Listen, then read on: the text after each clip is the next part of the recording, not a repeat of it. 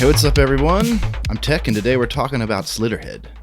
Slitterhead is an action horror game set in the Kowloon area of Hong Kong, China in the 80s or 90s. I'm guessing it's sometime before the Kowloon walled city was knocked down in 1993. So you play as a disembodied spirit and you've just regained consciousness and you have some kind of amnesia, I don't really know. So the main game mechanic is that you possess unsuspecting people and the spirit will jump from person to person, move around the world, interact with other people, and fight enemies. Your awakening seems to be coinciding with some invasion of like these body-snatching demon aliens, and they call these things Slitterheads. And I guess your purpose is to stop them, it seems, but you don't know why. You just kind of woke up and you're here. I'm about 15 hours in, and that's about the gist without giving too much away. It is developed by Bokeh Game Studio. It's based in Tokyo, Japan. The studio was founded in 2020 by Keiichiro Toyama, who is the creator of Silent Hill. Slitterhead was revealed in 2021 and is the studio's first game, launched on November 8th, 2024 on Xbox, PlayStation, and PC for $50. So yeah, I didn't know Toyama was the creator when I started playing. I just kind of found that out when I was doing research for the video. I thought that's pretty cool. I bought it just to do game videos, and I guess I kind of end up really liking it a lot more than I thought I would. So that's pretty cool. But yeah, so Slitterhead is their first game, and so I'm excited for Bokeh Studio to see what they have in the future. I think it'll be pretty dope. So right off the gate, the tone is set by the title screen. Creepy ass audio. It's like people like guttural, nasty sounds. It's pretty unnerving, very creepy, blaring in the headphones. I wanted it done with. Oof.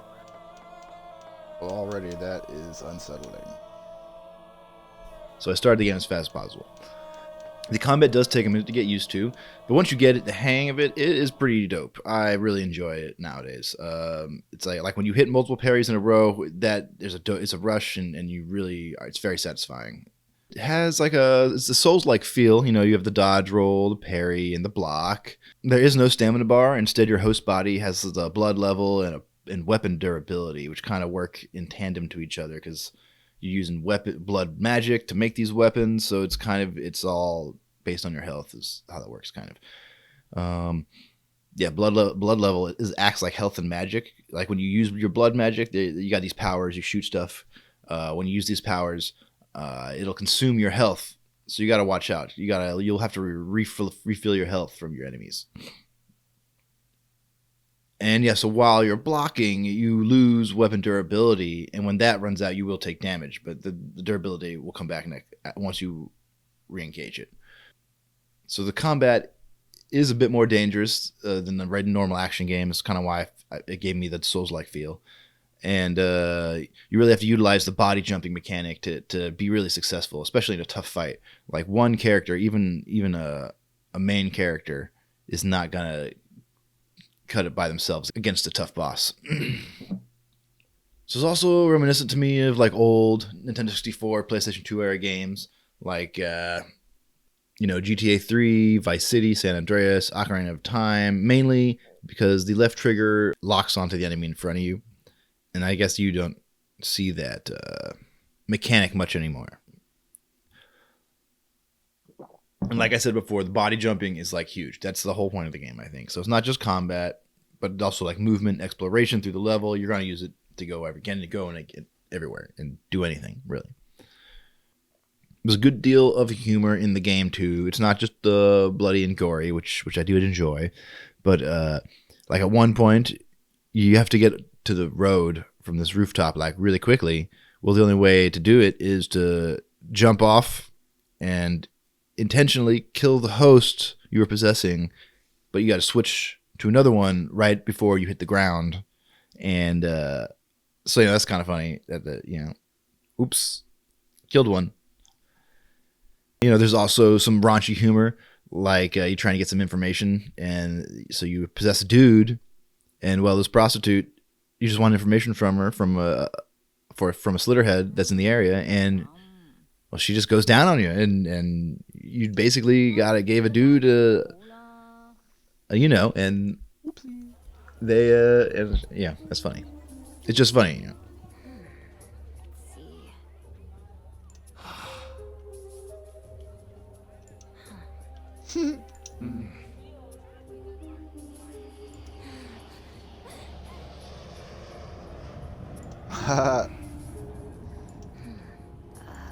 You know what she did. That's fucking hilarious.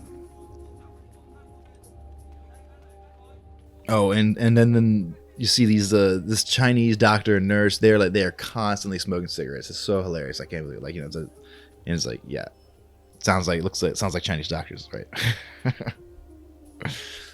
So I really like the game's audio design. The menu sounds have a really retro feel, like an old Gran Turismo games. Like, just listen.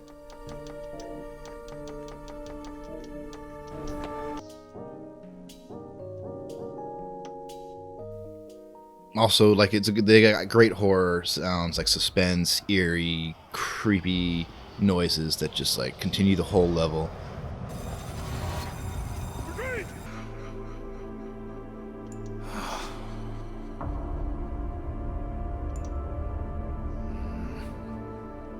That soundtrack is also great. Like, there's this awesome song that's like made with like weird mouth noises or something. I don't know. It's great.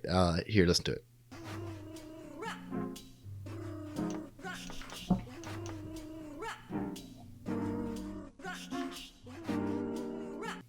But I guess in between each level, you go back to the menus and you level up, change your costumes, change your characters or whatever, you know. So the story is interesting, but I don't really know too much yet. And yeah, I don't know if the Slitterheads are aliens or demons or some kind of other parasitic monster. It's not really explained well yet. Maybe later in the game. Like I said, I'm 15 hours in. I still kind of don't know what the fuck's going on. But these things are popping out of people's heads and becoming giant octopus monsters. It's good. I would recommend it. You find pretty quickly. You find some other people who are aware of you. Like, I guess they're strong-willed people, and so you like communicate with them. They don't go unconscious when you take over them. They got powers and weapons, and though they're the ones you're leveling up, and you can actually get like costumes and shit for them too. It's pretty cool. And there's way more unique characters than I thought there would be. Like, I'm not sure how many I have now, but I definitely have more than 5. But I don't know how many there are at the moment. So I will say, so the game has some really good HD cutscenes. You're going out again? Hurry back, okay? Remember, we have a patient first thing in the morning.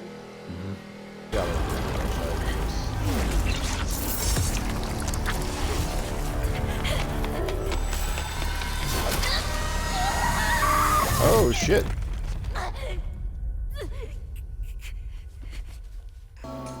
I didn't know this game was going to be explicit. And sometimes there's even some nudity, which is pretty cool. I mean, who doesn't like that, right? Oh, she's going to eat him. That's a Slitterhead, I think.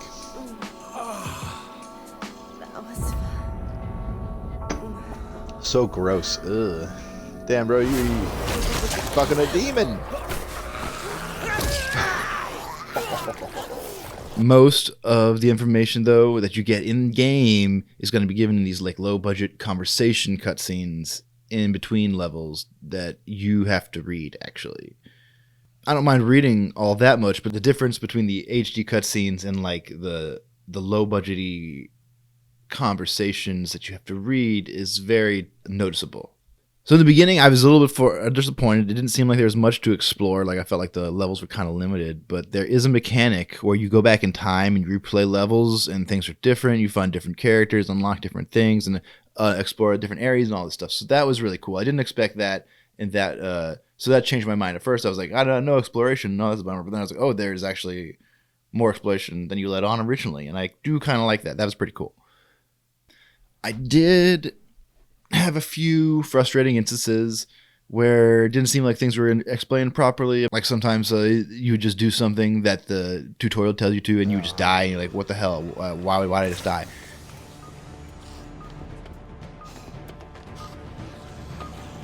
Am I supposed to? If a different body is possessed after setting a time bomb, no damage will be inflicted on yourself. An extremely effective tactic is to draw enemies close after setting the bomb, then use possession to get away. Oh yeah, that makes sense. I'm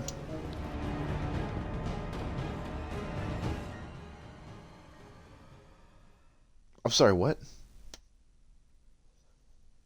What a bunch of fucking bullshit. And so you didn't have to restart. And or sometimes the tutorial's like limiting your controls, and you're like, why the fuck can I hit this dude? Oh, you want me to use like this new blood bomb or something? And I didn't realize that. What's the button? Fuck, fuck, fuck. Oh my gosh. And now what do I do?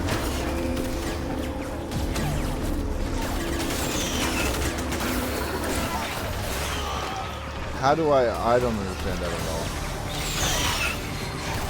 Why can't I fucking just swing my fucking sword? So there's a huge mechanic that I was not aware of for like the first few levels. I was like, this shit is tough. But they tell you early on, oh, you can soak up the blood pools off the ground from people, from your dead bodies all over the place, and that'll heal your blood.